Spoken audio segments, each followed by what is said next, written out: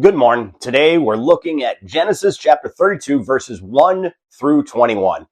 And I want to encourage you to once again read this passage carefully because you're going to see how it marks a turning point in Jacob's life as he prepares to face his past and learns to depend more deeply on God, which should be all our desires. In verses 1 and 2, Jacob encounters angels of God as he continues his journey. He calls the place Mannion, meaning two camps. This moment reminds Jacob that he's not alone. God's presence surrounds him, even as he approaches a difficult reunion with Esau, his brother.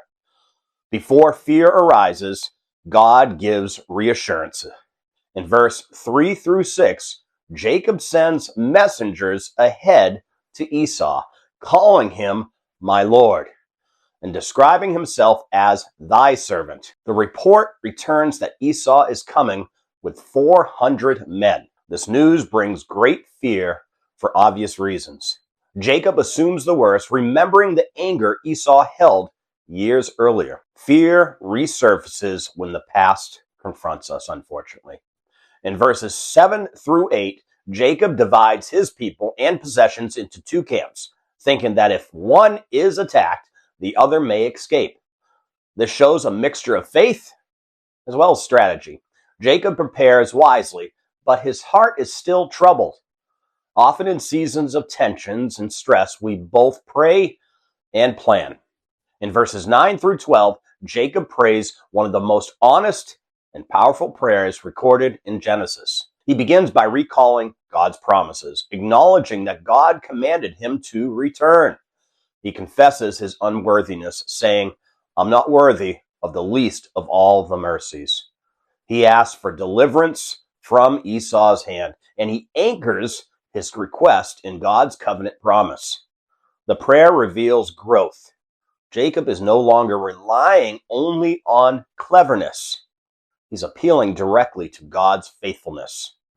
In verses 13 through 21, Jacob prepares a generous gift for Esau, sending it ahead in waves to soften his brother's anger.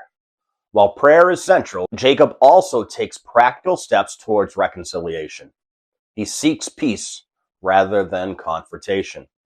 His actions show humility and a willingness to restore a relationship. This passage teaches us that confronting the past requires both faith as well as humility. Jacob cannot avoid Esau forever. The God who called him back is also the God who will help him face what he once fled. Once again, we can see how this passage points us to Christ. Just as Jacob feared judgment from his brother, humanity stands guilty before a holy God.